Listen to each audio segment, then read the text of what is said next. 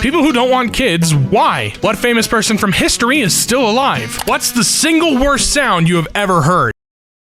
My dogs howl or whine or bark when I accidentally step on her teensy feet. The sound of my kid's femur snapping in half. Poor kiddo. She made a full recovery. Take care around trampolines. I have tinnitus. It used to be really bad a few years ago. One night, during the worst of it, I had about 10 different sounds in my head. Alarms screeching, multiple types of ringing, beeping. It only lasted like 15 minutes, but I felt my sanity slipping really quick. The shrill scream of one of the new middle school students, a mix of a banshee, some Korean horror film, and the most annoying TikToker you've ever seen. I swear there's a demon in there, and the fact that that is done for absolutely no reason at all. My mother's voice telling me to get up for school right when I was about to get lucky in my dream. In comparison to everyone else's horrific experiences, mine seems so mild. But when I broke my ankle, I heard a loud pop as the bone snapped just before the pain set in. Just before, shoot, that didn't sound good. I had a split second of, oh shoot, that doesn't feel good either. Take a large, thick carrot that requires all of your strength to break and snap it in half. That was the noise I heard. It sounds like a deep pop. That TikTok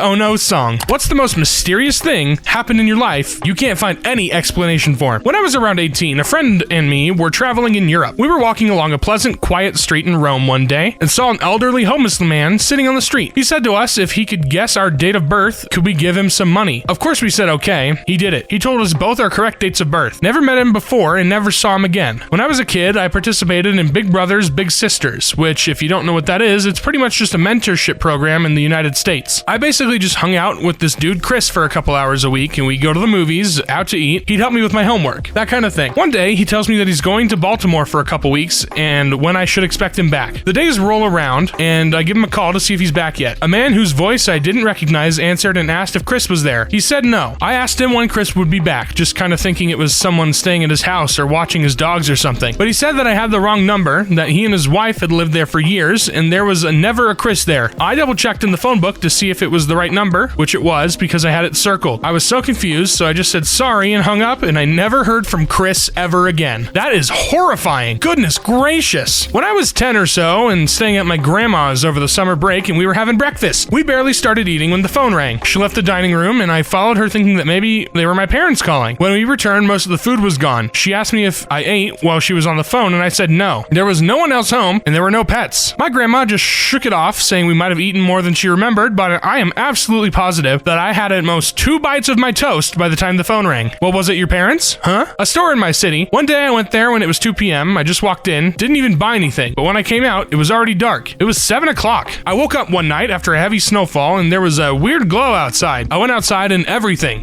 like the air itself was infused with this pastel-like green-purple glow. It was easily bright enough to read a book at like 1 or 2 a.m. and the heavy cloud cover blocked any full moon. It was like a magical fairy world. As best as I can tell, the white cloud cover along with everything blanketed with snow made whatever ambient light just ping-pong all over the place and light up everything. Never seen anything like that before or since. This happens literally all the time where I live, and it's because of your guess. The clouds and fresh snow hold in tons of ambient light. There's been several days this winter already where it's lighter at night than it was during the day because of it. I was coming home from work one day when my family was out on vacation. I would close, so this was around 3 a.m. I opened the front door and heard a radio playing music for 2 seconds before it being switched off. I grabbed the knife and checked every corner of the house. I'm not superstitious, but that one scared me good and I have no idea what it was. Had a ghost at an apartment I used to stay at that would watch TV while we were gone. So we'd open the front door and same thing, hear the TV switch off. This was in time of non-digital TVs, so you could hear the high-pitched whew sound of the TV turning off. She was a nice ghost, just got bored sometimes. Driving in very rural Missouri on a straight road on a cloudless starry night. There was a big black hole where there weren't stars or anything off to the right. It was either very big or very close. I thought it might be a sign or something, but we didn't pass it. Suddenly it shot off to our left and disappeared into the horizon. My wife and I could never figure out what that was. When I was like a kid, like 4 years old tops, I woke up crying in the middle of the night. At the same time, my sister woke up, got up, and without a word, started closing the windows. I calmed down, we settled back to sleep. There was no talking about the reason until breakfast, when she started talking about a nightmare she had. Huge black dogs climbing over the fence and under the gate and trying to get into our windows. I started filling in the details and we ended up taking turns describing the exact same nightmare. It never happened again. My sister is 10 years older. I gotta stop reading these late at night, dude. I'm getting the freaking heebie-jeebies. I'm actually freaking out. I'm good. I'm chill.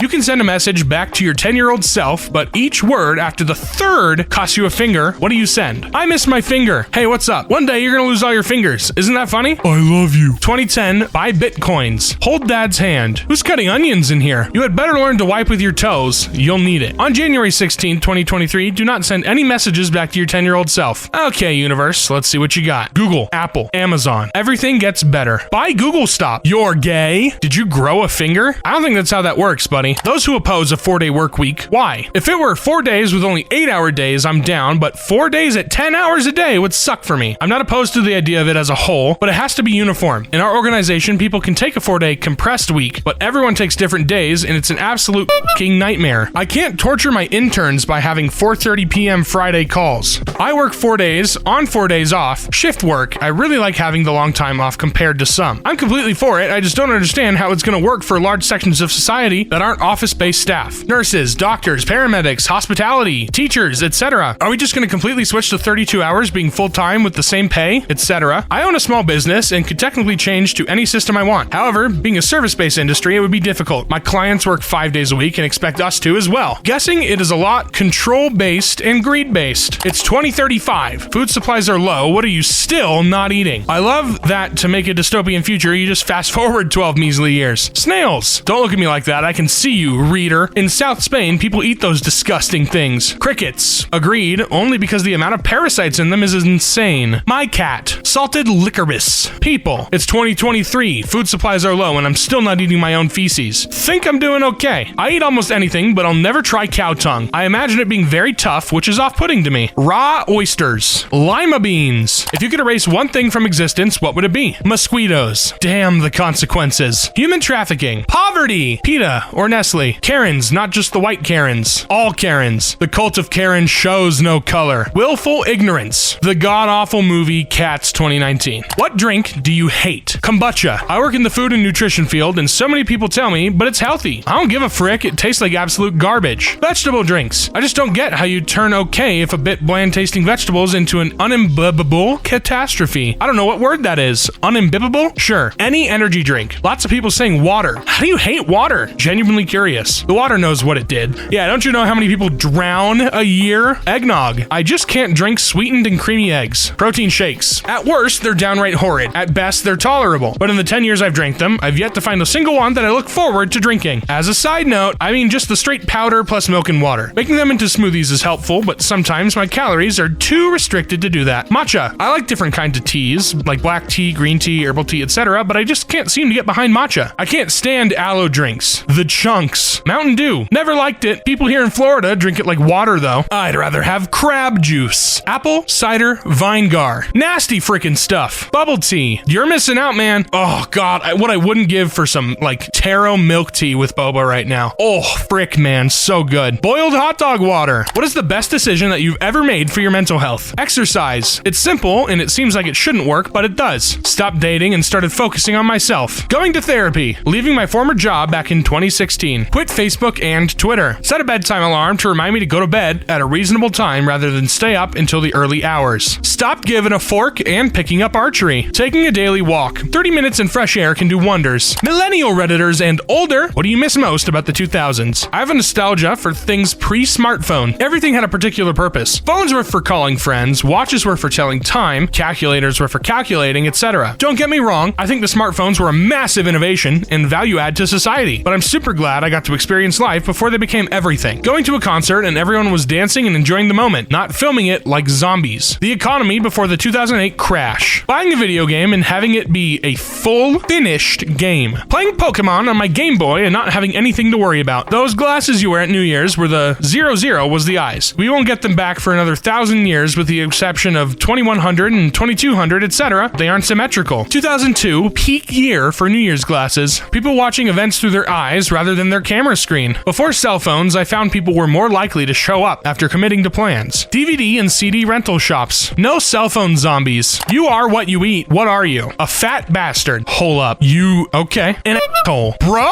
I don't really want to be garlic bread. At this second, a Brookside dark chocolate with pomegranate center. They're my favorite treat. Well, that sounds really good. Right now, I'm strawberries raisin cappuccino. Are you eating it at the same time? And chicken nuggets. I'm a mix of bread, tomato sauce, cheese, and pepperoni. I guess I'm Dad? Bro?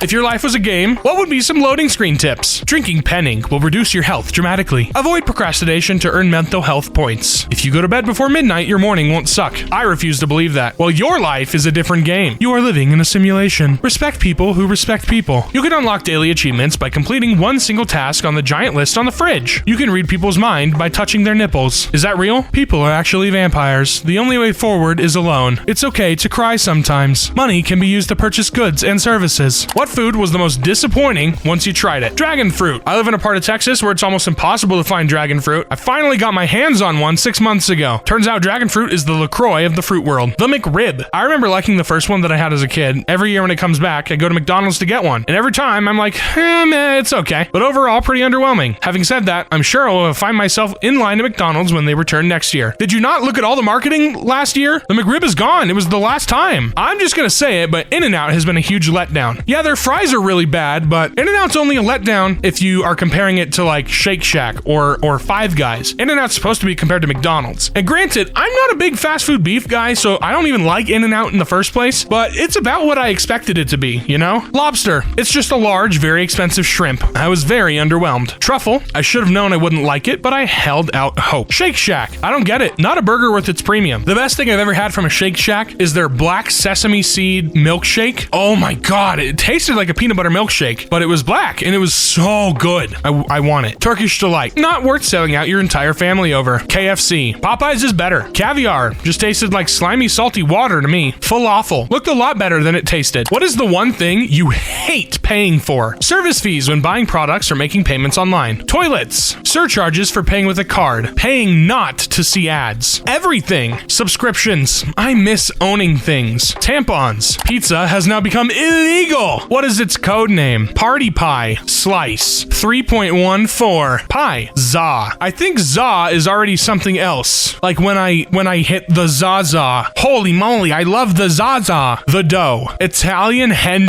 That's a great name for it. I love that. Cheese wheel. Italian pancakes. Crazy bread. Little Caesars has had you beat for a couple years now, bud. What are some good miniseries to binge watch? Chernobyl. Season 1 of True Detective is a masterpiece. The Queen's Gambit. The Haunting of Hill House on Netflix was one that kept me hooked and had a really great story. White Lotus. I like season 2 better than the first, but both are good. The Music That Made Us on Netflix. Funny and insightful in a whimsical and easy to watch way. The English with Emily Blunt is really good. Undone and Fleabag on Amazon. The Handmaid's Tale on Netflix is good in an eerie, disturbing way and very binge-worthy. How many seasons of The Handmaid's Tale are there? 5 seasons of The Handmaid's Tale! That is not a mini-series! That is a normal series! Your username is now a reality TV show title in which you star in. What is your show's plot? Well, Says Mason, which by the way, follow me on Twitter at SaysMasonLive, would just be me going around saying things to people. I think that's great, and I'd get renewed for like 5 seasons, okay? Alright, Escaped Capybara, On the Run, My Adventures in Staying Out of the Clutches of Evil Zookeepers. RU_FKM. Multiple celebrities tell stories about themselves, but some stories are lies. Contestants try to determine who is telling the truth and who isn't. The show is called Are You Forking Kidding Me? Stalking You is Fun. Says, I follow you. It is fun. Maybe for you, buddy. The X Sunshine. I'd go around to small places in America and just do a bunch of nice things for good people. My co-host would be my opposite and would play pranks on terrible people. Unseen Wreckage. A once innocent young lad filled with hopes and dreams ruins his life by chasing after all the wrong things. Wombat. I'm in your backyard and I'm here to frick your stuff up. Poop Squirtle. Eat Taco Bell and the last one to crap their pants wins. The real Batman for real. I'm really Batman. What is some stupid logic that many people agree with? I am book dumb, therefore I am street smart. Now, you seem to have a generalized dumbness, confusing opinion for facts, and especially one's own opinions as facts, shaping their whole personality around this self-circled jerk. That karma exists and absolutely everyone who's bad pays for their wrongdoings. Meanwhile, good people always get compensated. I believe this is called the just world fallacy. What doesn't kill you makes you stronger. You may not die, but you could be permanently disfigured or weakened that will impact you forever, i.e. not stronger. Well, if you don't like it, then just leave. Sure, of course. Clearly, there's no room for improvement. That if someone disagrees with you on anything, that means they're complete monsters setting out to destroy everything you love and care about. Everything happens for a reason. I feel like in some contexts it might make sense, but the reality is sometimes just so many things, good or bad, happen and there's no way to justify it. If person A did a crime and person B did as well, then person A is innocent, not how laws work at all. How would you best describe your personality? Introvert, shy, aloof, and reserved. Eloquent Eeyore. All over the place like a cut snake. A very sad, erratic, but loving goldfish. Chaotic neutral. The smartest dumb person you know. Calm, reserved, caring, down to earth. If I was a spice, I'd be flour.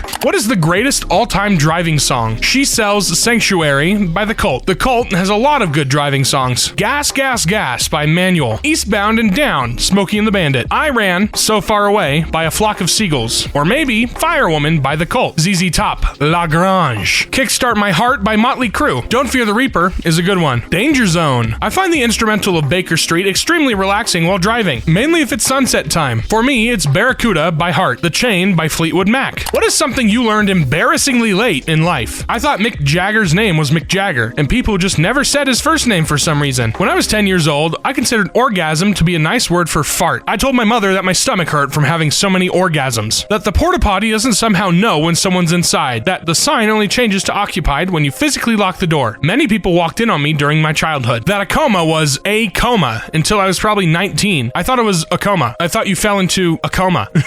All one word? The saying is nip it in the bud, and not in fact nip it in the butt. What? Well, I'm 24 and a half, and I'm just now learning this. Great. I suspected it was the same with lots of people, but I found out it wasn't guerrilla warfare, but guerrilla warfare. Maybe in my 20s. The disappointments of growing up, they just keep coming. Birds have sex. I thought that the mother bird laid the egg, and the father fertilized it later. I was 18 and asked my mother what the birds were doing. I think I was in college when I randomly understood the wordplay of Led Zeppelin's name. I had heard the phrase, went over like a lead balloon, long before that, so it was a concept I knew. Don't know why it took so long to figure out their name. Help, what is it? Lead equals lead as in the metal. Zeppelin, well, a Zeppelin, which is a big old floating airship, like a blimp, just sturdier. A Zeppelin made of lead wouldn't fly or float, so that's the joke. Not that it was in late life or anything, but more late on the topic. But euthanasia. I couldn't figure out why people cared about what the under 18 crowd in China and India were doing. I kept hearing youth in Asia. It was about 2 weeks later when my girlfriend brought it up and was finally like, can you explain this to me? My parents were divorced the whole time. My mom was not, in fact, taking a vacation, Lamau. Arguing with strangers is pointless. I'm gonna beg to differ here. You are clearly correct. What famous person from history is still alive? Simeon Saxe-Coburg-Gotha, last human to hold the title of Tsar. As leader of the Kingdom of Bulgaria, he was exiled along with his family when the Soviets invaded Bulgaria in 1944. In 1990, after the fall of the Soviet Union, Simeon returned from exile to Bulgaria and July 2001 was democratically elected prime minister. The private citizen is now 85. Yuri Oganessian. I butchered that name. Oh boy. He's the only current living man with an element on the periodic table named after him. Jane Goodall and David Attenborough. Don't jinx Attenborough. We're not ready for another week of mourning. It won't just be a week. That man is basically impossible to get over losing. How the hell is Ozzy Osbourne still alive? Jimmy Carter, 98 years old. Yeah, I don't want to get put on a list or anything, but Jimmy Carter is definitely dying this year. I'm thinking like